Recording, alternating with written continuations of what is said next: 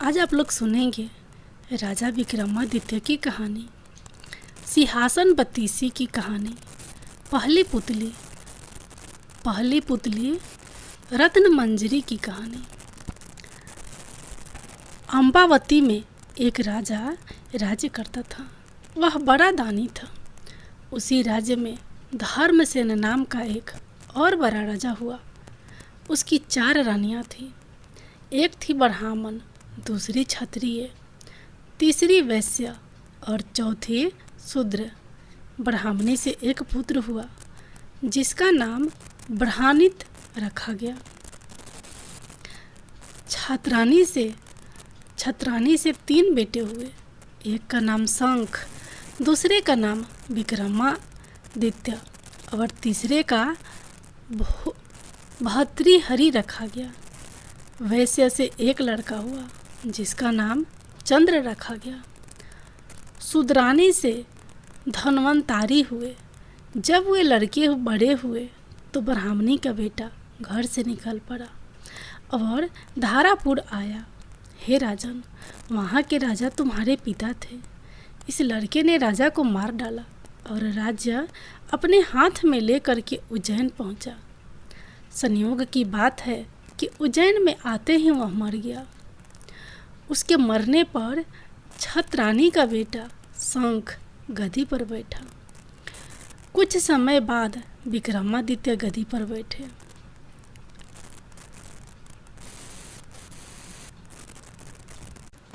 एक दिन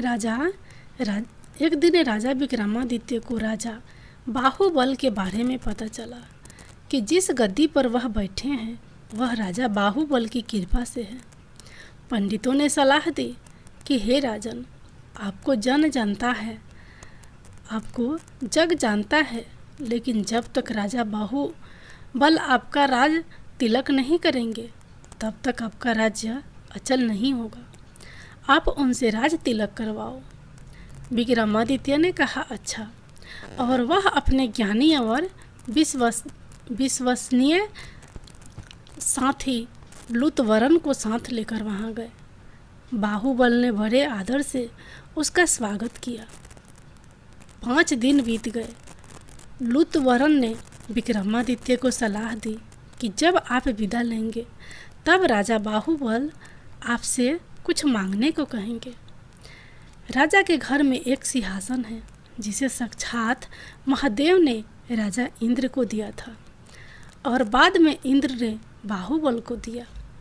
उस सिंहासन में यह गुण है कि जो उस पर बैठेगा वह 7 द्वीप 9 खंड पृथ्वी पर राज करेगा। उसमें बहुत से जवाहरत जड़े हैं। उसमें सांचे में ढाल कर 32 पुतलियाँ लगाई गई हैं। हे राजन, तुम उसी सिंहासन को मांग लेना। अगले दिन जब विक्रमादित्य विदा लेने गए तो उसने वहीं सिंहासन मांग लिया। राजा बाहुबल वचन से बंधे थे। बाहुबल ने विक्रमादित्य को उस पर बिठाकर राज तिलक किया और बड़े प्रेम से विदा किया। राजा विक्रमादित्य ने लौटते ही सभा की ओर पंडितों को बुलाकर कहा, मैं एक अनुष्ठान करवाना चाहता हूँ। आप देखकर बताएं कि मैं इसके योग्य हूँ या नहीं। पंडितों ने कहा, आपका प्रताप तीनों लोगों में छाया हुआ है। आपका कोई वैरी नहीं, जो करना हो कीजिए। अपने खानदान से सब लोगों को बुलाइए। 1.25 लाख कन्यादान और 1.25 लाख गाय दान कीजिए। ब्राह्मणों को धन दीजिए।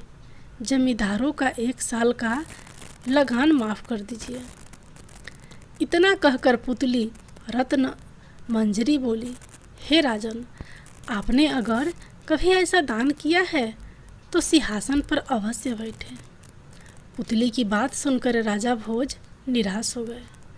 आज का दिन तो गया, अब तैयारी करो, कल सिंहासन पर बैठेंगे। इस तरह सिंहासन बत्तीसी की पहली पुतली ने राजा भोज को नहीं बैठने दिया और अगले दिन दूसरी पुतली चित्रलेखा ने सुनाई राजा विक्रमादित्य की कहानी।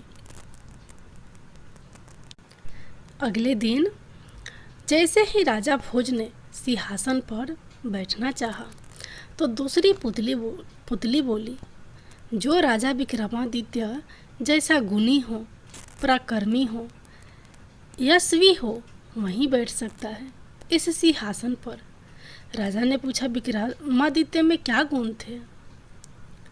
पुतली चित्रलेखा ने कहा, सुनो, एक बार राजा विक्रमादित्य की इच्छा योग साधने की हुई। अपना राजपाट अपने छोटे भाई भर्तृहरि को सौंपकर अंग में भभूत लगाकर जंगल में चले गए। उसी जंगल में एक ब्राह्मण तपस्या कर रहा था। देवताओं ने प्रसन्न होकर उस ब्राह्मण को एक फल दिया और कहा, जो इसे खा लेगा वह अमर हो जाएगा। ब्राह्मण ने वह फल को अपनी पत्नी को दे दिया। पत्नी ने उससे कहा, इसे राजा को दे आओ और बदले में कुछ धन ले आओ। ब्राह्मण ने जाकर वह फल राजा को दे दिया। राजा अपनी रानी को बहुत प्यार करता था। उसने वह फल अपनी रानी को दे दिया। रानी का प्रेम शहर के कोतवाल से था। रानी ने वह फल उसे दे दिया। कोतवाल एक वेश्या के पास जाया करता था। उसने वह फल वेश्या को दे दिया। वेश्या ने सोचा कि मैं अमर हो जाऊंगी तो भी पाप कर्म करती रहूंगी, अच्छा होगा कि यह फल राजा को दे दूं। वह जिएंगे तो लाखों का भला करेंगे। यह सोचकर उसने दरबार में जाकर वह फल राजा को दे दिया। फल को देखकर राजा चकित रह गए। उन्हें सारा भेद मालूम हुआ तो बड़ा दुख हुआ। उसे दुनिया बेकार लगने लगी। एक दिन वह बिना किसी से कहे सुने राजघाट छोड़कर घर से निकल गए। राजा इंद्र को यह मालूम हुआ तो उन्होंने राज्य की रखवाली के लिए एक दूत भेज दिया। इधर जब राजा विक्रमादित्य की योग साधना पूरी हुई तो वह लौटे। दूत ने उन्हें रोका। विक्रमादित्य ने उससे पूछा तो उसने सब हाल बता दिया। विक्रमादित्य ने अपना नाम बताया, फिर भी दूत ने उन्हें न जाने दिया। बोला, तुम विक्रमादित्य हो तो पहले मुझसे लड़ो। दोनों में लड़ाई हुई। विक्रमादित्य ने उसे पछाड़ दिया। दूत बोला, मुझे छोड़ दो, मैं किसी दिन आपके काम आऊँगा। इतना कहकर पुतली बोली, राजन, क्या आप में इतना पराक्रम है कि इंद्र के दूत को हराकर अपना गुलाम बना सको? इस प्रकार दूसरा दिन भी यूं निकल गया। तीसरे दिन तीसरी पुतली चंद्रकला ने सुनाई नई कहानी।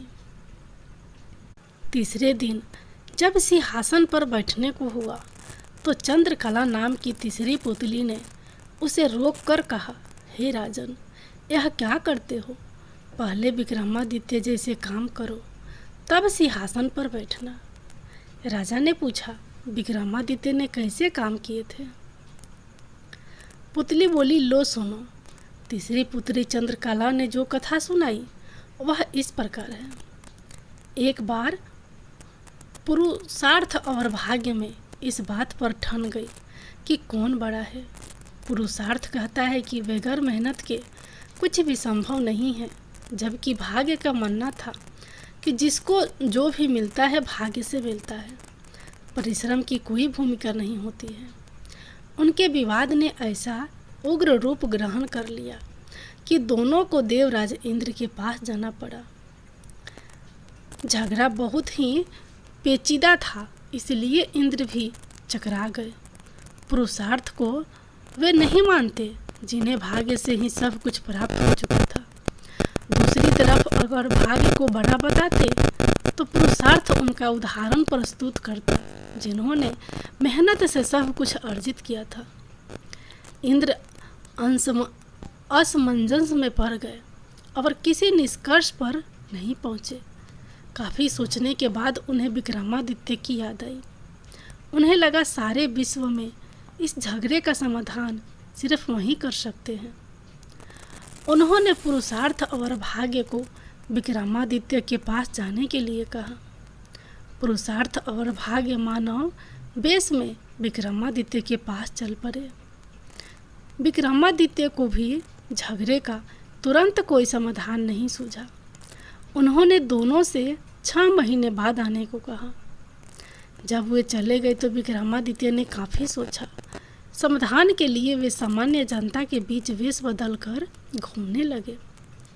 काफ़ी घूमने के बाद भी जब कोई संतोषजनक हल नहीं खोज पाए तो दूसरे राज्य में भी घूमने का निर्णय लिया।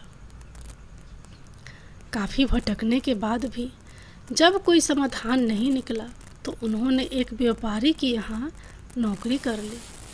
व्यापारी ने उन्हें नौकरी उनके यह कहने पर दी कि जो काम दूसरे नहीं कर सकते हैं वे कर देंगे। कुछ दिनों बाद वह व्यापारी जहाज़ पर अपना माल लादकर दूसरे देशों में व्यापार करने के लिए समुद्री रास्ते से चल पड़ा। अन्य नौकरों के अलावा उसके साथ विक्रमादित्य भी थे। जहाज़ कुछ ही दूर गया होगा कि भयानक तूफान आ गया। जहाज़ पर सवार लोगों में भय और हताशा की लहर दौड़ गई। किसी तरह जहाज़ एक टापू के पास आया और वहाँ लंगर डाल दिया गया। जब तूफान समाप्त हुआ तो लंगर उठाया जाने लगा, मगर लंगर किसी के उठाए ना उठा।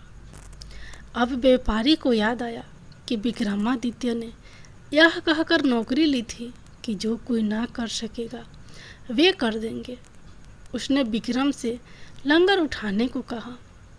लंगर उनसे आसानी से उठ गया। लंगर उठाते ही जहाज़ तेज गति से बढ़ गया, लेकिन टापू पर विक्रमादित्य छूट गए। उनकी समझ में नहीं आया क्या किया जाए। द्वीप पर घूमने फिरने चले पड़े। नगर के द्वार पर एक पट्टिका टंगी थी जिस पर लिखा था कि वहाँ की राजकुमारी का विवाह पराक्रमी विक्रमादित्य से ही होगा। वे चलते चलते महल तक पहुँचे। राजकुमारी उनका परिचय पाकर खुश हुई और दोनों का विवाह हो गया।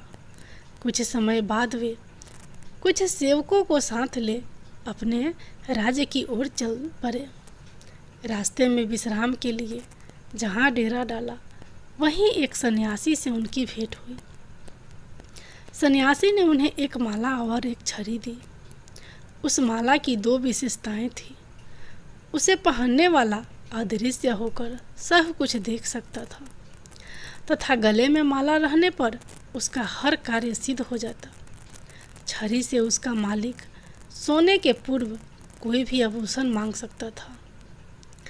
सन्यासी को धन्यवाद देकर विक्रमादित्य अपने राज्य लौटे। एक उद्यान में ठहर कर संग आए सेवकों को वापस भेज दिया तथा अपनी पत्नी को संदेश भिजवाया कि शीघ्र ही वे उसे अपने राज्य बुलवा लेंगे। उद्यान में ही उनकी भेंट एक ब्राह्मण और एक भाट से हुई। वे दोनों काफ़ी समय से उस उद्यान की देखभाल कर रहे थे। उन्हें आशा था कि उनके राज्य कभी उनकी सुध लेंगे तथा उनकी विपत्तना को दूर करेगी। विक्रमादित्य पसीज गए। उन्होंने सन्यासी वाली माला भाट को तथा छड़ी ब्राह्मण को दे दी। ऐसी अमूल्य चीज़ें पाकर दोनों धन्य हुए और विक्रमादित्य का गुणगान करते हुए चले गए। विक्रम राजा दरबार में पहुंचकर अपने कार्य में संलग्न हो गए। 6 मास की अवधि पूरी हुई तो पुरुषार्थ तथा भाग्य अपने फैसले के लिए उनके पास आए। विक्रमादित्य ने फैसला दिया कि भाग्य और पुरुषार्थ एक दूसरे के पूरक है। उन्हें छड़ी और माला का उदाहरण याद आया। जो छड़ी और माला उन्हें भाग्य से सन्यासी से प्राप्त हुई थी, उन्हें ब्राह्मण और भाट ने पुरुषार्थ से प्राप्त किया। पुरुषार्थ और भाग्य पूरी तरह संतुष्ट होकर वहाँ से चले गए। कहानी सुनाकर पुतली बोली, बोलो राजा, क्या आप में है ऐसा न्यायप्रिय फैसला देने की दक्षता और अमूल्य वस्तुएं दान में देने का हृदय और सामर्थ्य? राजा फिर सोच में पड़ गए और तीसरे दिन भी सिंहासन पर नहीं बैठ सके। चौथे दिन चौथी पुतली काम कंदला ने सुनाई विक्रमादित्य की दानवीरता की कथा। चौथे दिन जैसे ही राजा सिंहासन पर चढ़ने को उद्धत हुए, पुतली काम कंदला बोल पड़ी, रुकिए राजन, आप इस सिंहासन पर कैसे बैठ सकते हैं? यह सिंहासन दानवीर राजा विक्रमादित्य का है। क्या आप में है उनकी तरह वेश, गुण और त्याग की भावना? राजा ने कहा, हे सुंदरी, तुम भी विक्रमादित्य की ऐसी कथा सुनाओ जिससे उनकी विलक्षणता का पता चले। पुतली बोली, सुनो राजन, एक दिन राजा विक्रमादित्य दरबार को संबोधित कर रहे थे। तभी किसी ने सूचना दी कि एक ब्राह्मण उनसे मिलना चाहता है। विक्रमादित्य ने कहा कि ब्राह्मण को अंदर लाया जाए। विक्रमादित्य ने उसके आने का प्रयोजन पूछा। ब्राह्मण ने कहा कि वह किसी दान की इच्छा से नहीं आया है, बल्कि उन्हें कुछ बताने आया है। उसने बताया कि मानसरोवर में सूर्योदय होते ही एक खंभा प्रकट होता है, जो सूर्य का प्रकाश ज्यों ज्यों फैलता है ऊपर उठता चला जाता है, और जब सूर्य की गर्मी अपनी पराकाष्ठा पर होती है तो वह साक्षात सूर्य को स्पर्श करता है। ज्यों ज्यों सूर्य की गर्मी घटती है, छोटा होता जाता है तथा सूर्यास्त होते ही जल में विलीन हो जाता है। विक्रमादित्य के मन में जिज्ञासा हुई कि आखिर वह कौन सा ब्राह्मण ने बताया कि वह भगवान इंद्र का दूत बनकर आया है। देवराज इंद्र का आपके प्रति जो विश्वास है, आपको उसकी रक्षा करनी होगी। आगे उसने कहा कि सूर्य देवता को घमंड है कि समुद्र देवता को छोड़कर पूरे ब्रह्मांड में कोई भी उनकी गर्मी को सहन नहीं कर सकता। देवराज इंद्र उनकी इस बात से सहमत नहीं है।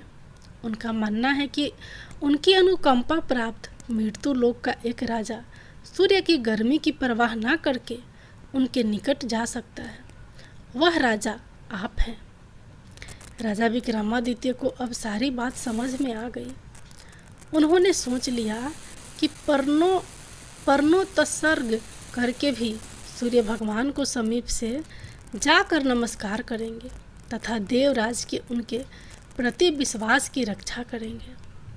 उन्होंने ब्राह्मण को समुचित दान दक्षिणा देकर विदा किया तथा अपनी योजना को कार्य रूप देने का उपाय सोचने लगे।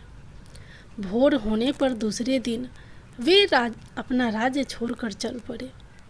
एकांत में उन्होंने माँ काली द्वारा प्रदत्त दोनों बेतालों का स्मरण किया। दोनों बेताल तत्क्षण उपस्थित हो गए।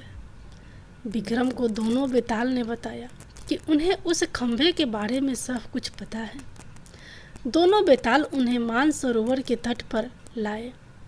रात उन्होंने हरियाली से भरी जगह पर काटी और भोर होते ही उस जगह पर नज़र टिका दी जहाँ से खंभा प्रकट होता। सूर्य की किरणों ने जैसे ही मानसरोवर के जल को छुआ, एक खंभा प्रकट हुआ। विक्रमादित्य तुरंत तैरकर उस खंभे को तक पहुँचे। खंभे पर जैसे विक्रमादित्य चढ़े, जल में हलचल हुई और लहरें उठकर विक्रम के पैर छूने लगी। ज्यों ज्यों सूर्य की गर्मी बढ़ी, खंभा बढ़ता रहा। दोपहर आते आते खंभा सूर्य के बिल्कुल करीब आ गया। तब तक विक्रम का शरीर जलकर बिल्कुल राख हो गया था। सूर्य भगवान ने जब खंभे पर एक मानव को जला हुआ पाया तो उन्हें समझते देर नहीं लगी कि विक्रम को छोड़कर कोई दूसरा नहीं होगा। उन्होंने भगवान इंद्र के दावे को बिल्कुल सच पाया।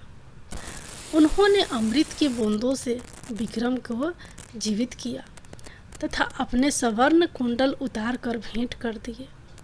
उन कुंडलों की यह विशेषता थी कि कोई भी इच्छित वस्तु वे कभी भी प्रदान कर देते। सूर्यदेव ने अपना रथ अस्ताचल की दिशा में बढ़ाया तो खंभा घटने लगा। सूर्यास्त होते ही खंभा पूरी तरह घट गया और विक्रम जल पर तैरने लगे। तैरकर सरोवर के किनारे आए और दोनों बेतालों का स्मरण किया। बेताल उन्हें फिर उसी जगह लाए जहाँ से उन्हें सरोवर ले गए थे। विक्रम पैदल अपने महल की दिशा में चल पड़े। कुछ ही दूर पर एक ब्राह्मण मिला जिसने बातों बातों में कुंडल मांग लिए। विक्रम ने बिना एक पल की देरी किए बेहिचक उसे दोनों कुंडल दे दिए। पुतली बोली, बोलो राजन, क्या तुम में है वह पराक्रम की सूर्य के नज़दीक जाने की हिम्मत? कर सको और अगर चले जाओ तो देवों के देव सूर्य देव के स्वर्ण कुंडल किसी साधारण ब्राह्मण को दे सको? अगर हाँ तो इस सिंहासन पर तुम्हारा स्वागत है। राजा पेशो पेश में पड़ गया और इस तरह चौथा दिन भी चला गया। पांचवें दिन पांचवी पुतली लीलावती ने सुनाई विक्रमादित्य के शौर्य की कथा। पांचवें दिन राजा भोज सिंहासन पर बैठने की तैयारी कर रहे थे कि पांचवी पुतली लीलावती ने उन्हें रोक दिया। लीलावती बोली, राजन, क्या आप विक्रमादित्य की तरह दानवीर और सूरवीर हैं? अगर हाँ तब इस सिंहासन पर बैठने की अधिकारी होंगे। मैं आपको कथा सुनाती हूँ परम दानवीर विक्रमादित्य की।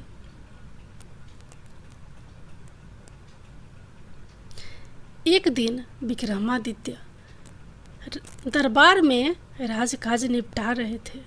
तभी एक विद्वान ब्राह्मण दरबार में आकर उनसे मिला। उसने कहा कि अगर वे तुला लगन में अपने लिए कोई महल बनवाएं तो राज्य की जनता खुशहाल हो जाएगी और उनकी भी कीर्ति चारों तरफ फैल जाएगी। विक्रम को उसकी बात जंच गई और उन्होंने एक बड़े ही भव्य महल का निर्माण करवाया। कारीगरों ने उसे राजा के निदर्शन पर सोने चांदी हीरे जवाहरत और मणि मोतियों से पूरी तरह सजा दिया। महल जब बनकर तैयार हुआ तो उसकी भव्यता देखते बनती थी। विक्रम अपने सगे संबंधियों तथा नौकर चाकरों के साथ उसे देखने गए। उनके साथ वह विद्वान ब्राह्मण भी था। विक्रम मंत्र मुग्ध हुए, साथ ही वह ब्राह्मण मुंह खोले देखता रह गया। बिना सोचे उसके मुंह से निकला, काश इस महल का मालिक मैं होता। राजा विक्रमादित्य ने यह सुनते ही झट वह भव्य महल उसे दान में दे दिया। ब्राह्मण के तो मानो पांव ही जमीन पर नहीं पड़ रहे थे। वह भागता हुआ अपनी पत्नी को यह समाचार सुनाने पहुंचा। इधर ब्राह्मणी उसे खाली हाथ आते देखकर कुछ बोलती उससे पहले ही उसने उसे हीरे जवाहरत और मणि मुक्ताओं से जरे हुए महल को दान में प्राप्त करने की बात बता दी। ब्राह्मण की पत्नी की तो खुशी की सीमा न रही। उसे एक बागरी लगा मानो उसका पति पागल हो गया और यूं ही अब अनाप शनाप भग रहा हो। मगर उसके बार बार कहने पर वह उसके साथ महल देखने के लिए चलने को तैयार हो गई। महल की शोभा देखकर उसकी आंखें खुली रह गई। महल का कोना कोना देखते देखते कब शाम हो गई उन्हें पता ही नहीं चला। थके मादे वे एक शयन कक्ष में जाकर निढाल हो गए। अर्धरात्रि में उनकी आंखें किसी आवाज़ से खुल गई। सारे महल में महक फैली थी और सारा महल प्रकाशमान था। उन्होंने ध्यान से सुना तो लक्ष्मी बोल रही थी। वह कह रही थी कि उनके भाग्य से वह यहाँ आई है और उनकी कोई भी इच्छा पूरी करने को तैयार है। ब्राह्मण दंपति का डर के मारे बुरा हाल हो गया। ब्राह्मणी तो बेहोश ही हो गई। लक्ष्मी ने 3 बार अपनी बात दोहराई, लेकिन ब्राह्मण ने कुछ नहीं मांगा तो क्रुद्ध होकर चली गई। उसके जाते ही प्रकाश तथा महक दोनों गायब। काफ़ी देर बाद ब्राह्मणी को होश आया तो उसने कहा, यह महल जरूर भूतहा है, इसलिए दान में मिला। इससे अच्छा तो हमारा टूटा फूटा घर है, जहाँ चैन की नींद सो सकते हैं। ब्राह्मण को पत्नी की बात जच गई। सहमे सहमे बाकी रात काट कर तड़के ही उन्होंने अपना सामान समेटा और पुरानी कुटिया को लौट आए। ब्राह्मण अपने घर से सीधा राजभवन आया और विक्रमादित्य से अनुरोध करने लगा कि वे अपना महल वापस ले ले, पर दान दी गई वस्तु को वे कैसे ग्रहण कर लेते। काफ़ी सोचने के बाद उन्होंने महल का उचित मूल्य लगाकर उसे खरीद लिया। ब्राह्मण खुशी खुशी अपने घर लौट गया। ब्राह्मण से महल खरीदने के बाद राजा विक्रमादित्य उसमें आकर रहने लगे। वहीं अब दरबार भी लगता था। एक दिन वे सोए हुए थे तो लक्ष्मी फिर आई। जब लक्ष्मी माँ ने उनसे कुछ भी मांगने को कहा तो वे बोले, आपकी कृपा से मेरे पास सब कुछ है, फिर भी आप अगर देना ही चाहती हैं तो मेरे पूरे राज्य में धन की वर्षा कर दे और मेरी प्रजा को किसी चीज़ की कमी न रहने दे। सुबह उठकर उन्हें पता चला कि सारे राज्य में धन वर्षा हुई और लोग वर्षा वाला धन राजा को सौंप देना चाहते हैं। विक्रमादित्य ने आदेश किया कि कोई भी किसी अन्य के हिस्से का धन नहीं समेटेगा और अपने हिस्से का धन अपनी संपत्ति मानेगा। जनता जय जयकार कर उठी। इतना कहते ही पुतली लीलावती बोली, बोलो राजन, क्या इस कथा के बाद तुम इस सिंहासन के योग अपने आप को पाते हो?